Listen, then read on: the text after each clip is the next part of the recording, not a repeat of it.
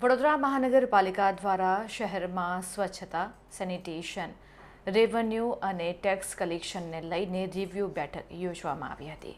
વડોદરા મહાનગરપાલિકા દ્વારા શહેરમાં સ્વચ્છતા વ્યવસ્થાને વધુ મજબૂત બનાવવા તેમજ સ્વચ્છ સર્વેક્ષણને ધ્યાનમાં રાખીને વિવિધ કામગીરીની સમીક્ષા કરવામાં આવી હતી.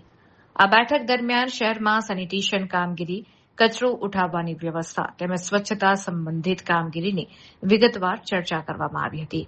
આ ઉપરાંત મહાનગરપાલિકાની આવક વધારવા માટે રેવન્યુ અને પ્રોપર્ટી ટેક્સ કલેક્શન અંગે પણ અધિકારીઓને જરૂરી સૂચનાઓ આપવામાં આવી હતી. અધિકારીઓને બાકી વેરા વસૂલાત ઝડપી બનાવવાની તેમજ શહેરમાં ચાલી રહેલી કામગીરીનું નિયમિત મોનિટરિંગ રાખવા સૂચના આપવામાં આવી હતી. આ રૂટીન રિવ્યુ બેઠકમાં મહાનગરપાલિકાના વિવિધ વિભાગોના અધિકારીઓએ ઉપસ્થિત રહી પોતાની કામગીરી અંગે માહિતી આપી હતી.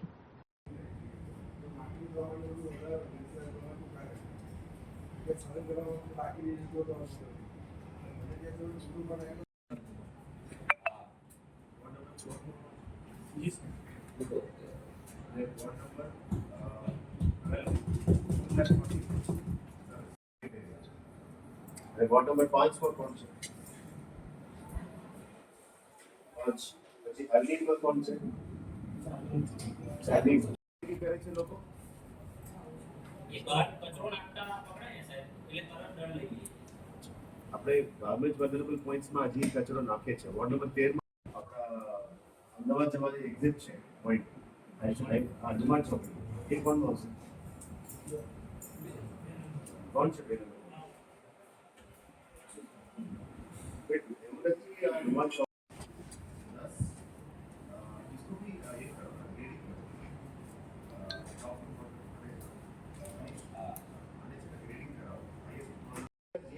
परिपत्र रेडी करो.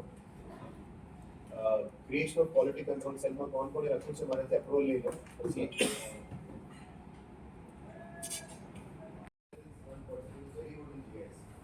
उनसे को कंसल्ट करके अहमदाबाद और सूरत का जीएसएल कैसा है cell we have to create then strategy of vigilance officer की होती આમાં છે ને અમારે બેસ્ટ જે ત્રણ હોય ને એને ક્વોલિટી કંટ્રોલ સેલમાં રાખવું છે and keep it under the CE city responsibility of quality control cell vigilance and tender committee fix करना है.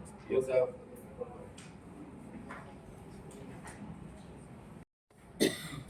સૌથી પહેલા ક્વોલિટી કંટ્રોલ સેલ એક્ટિવેટ કરવું પડશે અને અમે જે નવા જે 140 જે વર્ક એસિસ્ટન્ટ એસિસ્ટન્ટ એન્જિનિયર भेजे सर 14 में भेजे सर. 2-3 दिन करके बाद 8 में भेजे. 13 नंबर में क्यों से आधे सिटी बट लाइक अपडेट्स को तो साइड ना पार्किंग पॉलिसी પણ બાકી છે. पार्किंग पॉलिसी सेल हमें बजट में बताया था तिवारी जी क्या क्या सर हमने जो बताया मैंने जो किया है आपके पास urban cleaning policy is under preparation again. We were showing other preparations. So, but get it done. And it is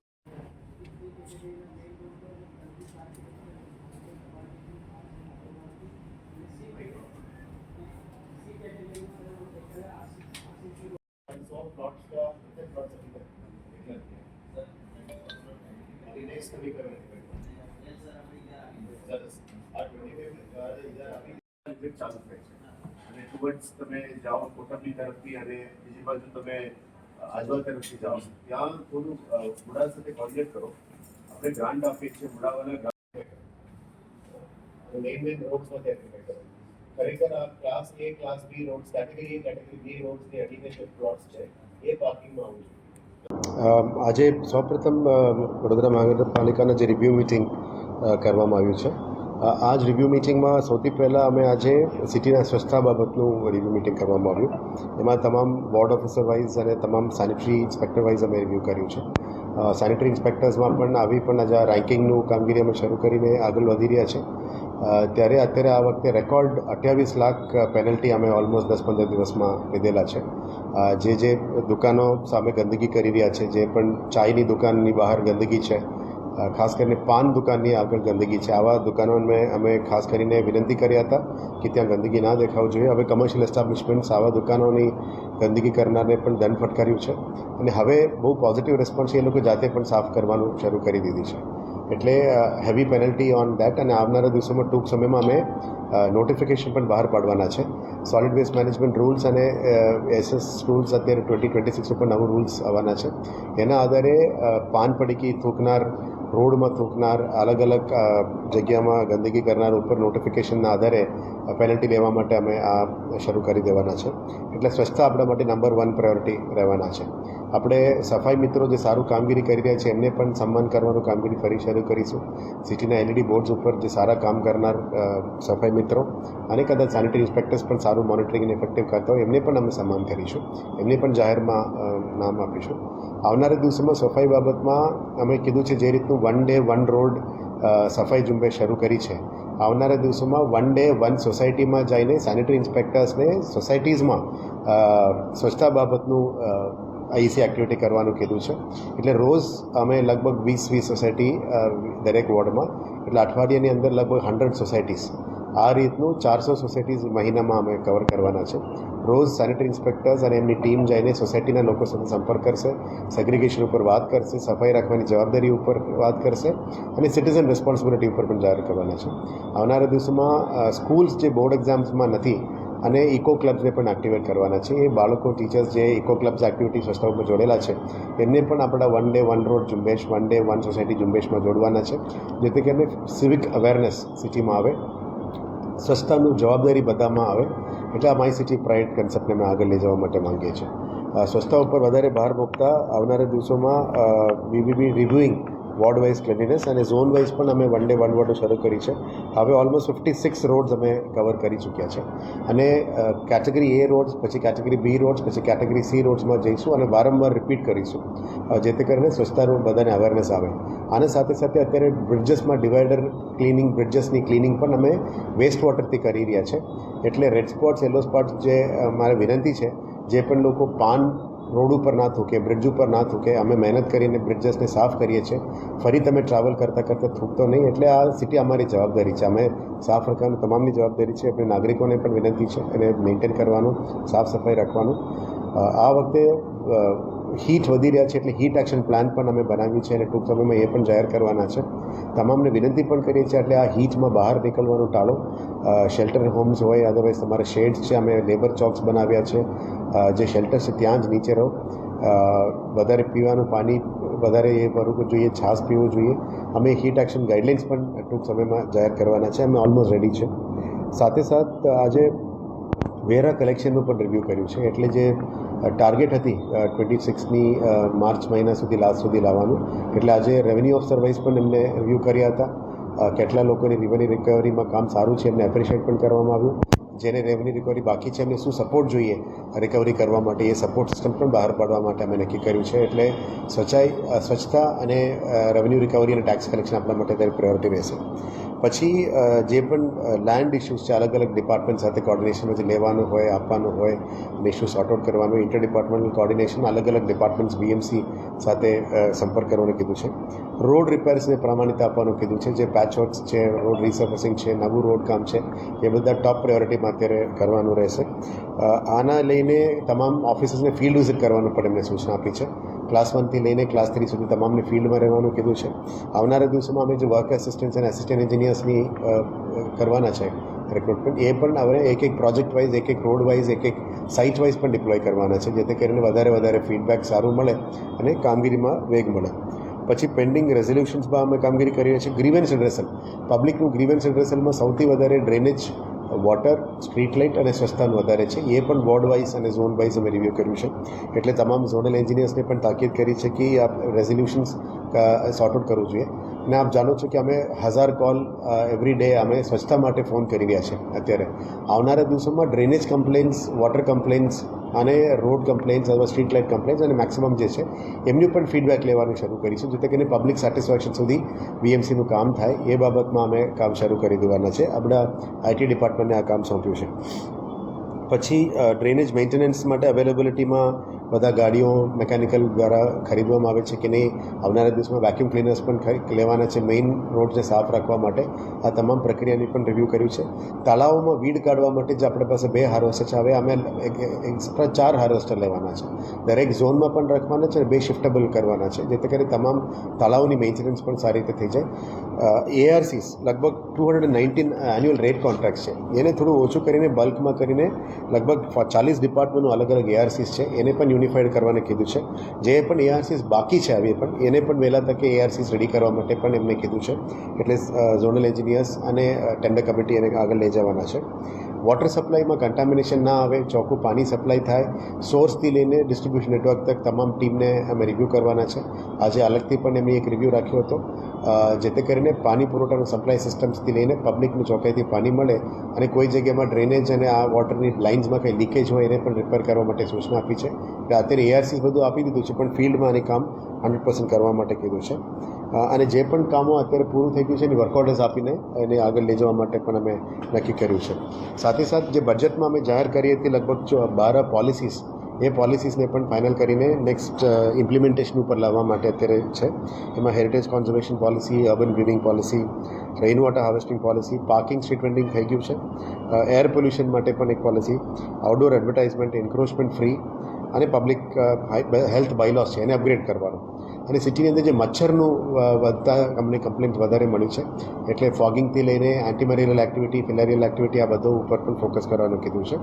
અને એનિમલ બર્થ કંટ્રોલ માટે જે ગાડીઓ છે, સિસ્ટમ છે, એને પણ રીએક્ટિવેટ કરવા માટે અત્યારે કામ ચાલી રહ્યા છે. આ સાથે સાથ લેન્ડ એન્ડ એસ્ટેટ કમર્શિયલનું પણ આવનારા દિવસોમાં હોર્ડિંગ્સ બાબતનું પણ અમે એક રિવ્યૂ રાખવાના છે. જે રિકવરીઝ બાકી છે, આઉટડોર એડવર્ટાઇઝમેન્ટ પોલિસી જે એ ક્લેરિટી લેવું જોઈએ. અલગ અલગ ડિપાર્ટમેન્ટ દ્વારા પણ અલગ અલગ ઇજારદારા કર્યું છે, એને પણ યુનિફાઈ કરીને એક રિવ્યૂ કરવાના છે, જેથી કરીને VMCની આવક આવતું જાય અને સિટીમાં પ્રોપર એડવર્ટાઇઝમેન્ટ થાય, એની પણ પ્રોપર યુઝ થાય આપણે પોલ્સ અને એડવર્ટાઇઝમેન્ટ સિસ્ટમ્સમાં.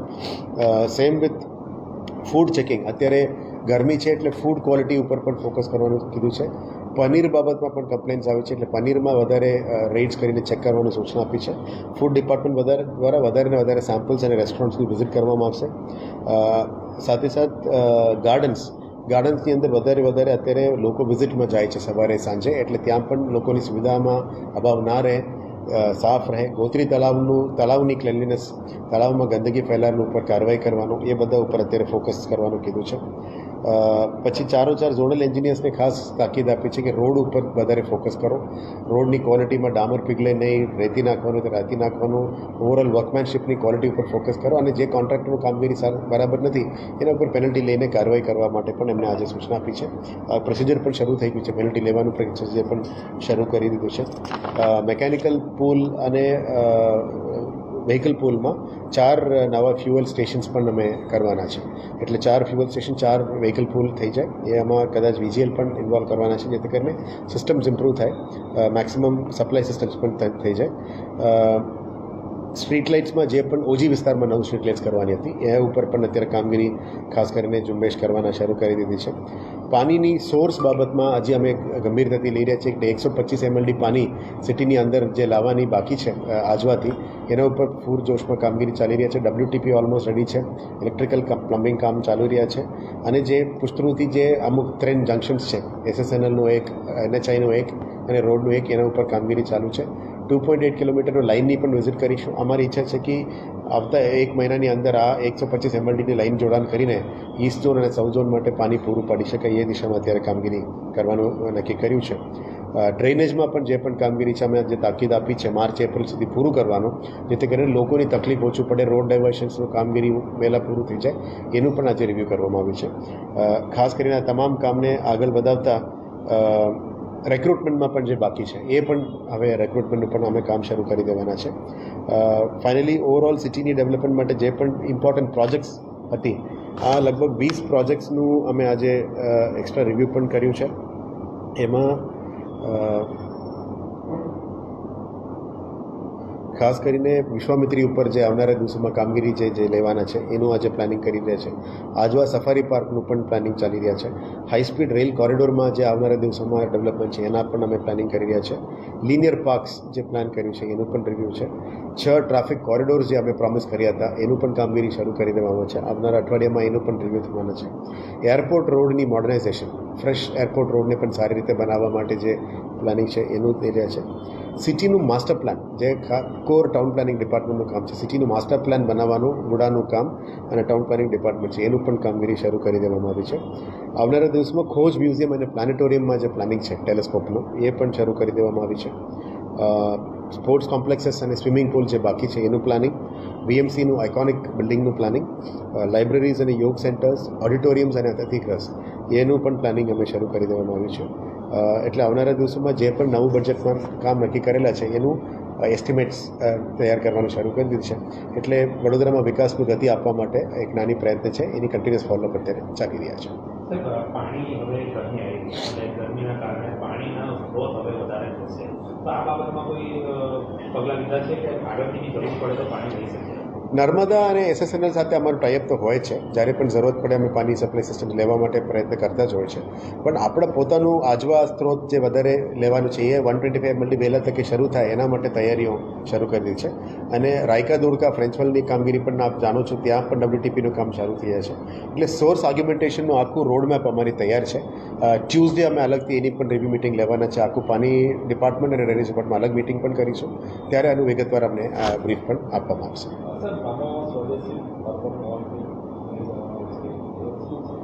એ અત્યારે ભારત સરકારથી થઈ છે અને રાજ્ય સરકારે અનાઉન્સ કરી છે બજેટમાં. એ અમે રાહ જોઈ રહ્યા છે.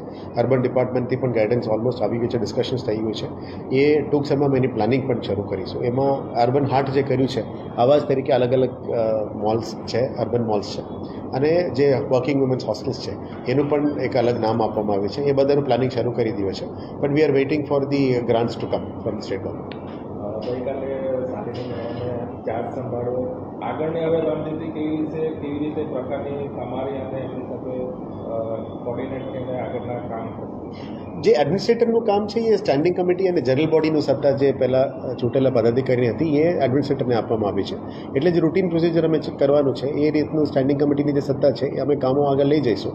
અને જનરલ બોડી જે 2 જનરલ બોડી કરવાનું છે એનું પણ કામગીરી જે નોર્મલ રૂટીનમાં છે. અત્યારે બહુ મોટું નિર્ણય નથી, પણ બેઝિક્સ જે આપણે ધ્યાનમાં લેવાનું છે એ રીતનું અત્યારે લેવામાં આવ્યું છે. પણ આ એક રૂટીન પ્રોસિજર છે. જ્યારે પણ ચૂંટેલા પાક ના હોય ત્યારે એડમિનિસ્ટ્રેટર તરીકે હોય છે. એ રૂટીન એક્ટિવિટીઝ અહીંયા કોર્પોરેશનનું કમિશનર હેન્ડલ કરશે. પણ સ્ટેન્ડિંગ અને જે જનરલ બોડીવાળો ઇસ્યુઝ છે એ એના માટે એમના સાથે ચર્ચા કરવામાં આવશે. Thank you.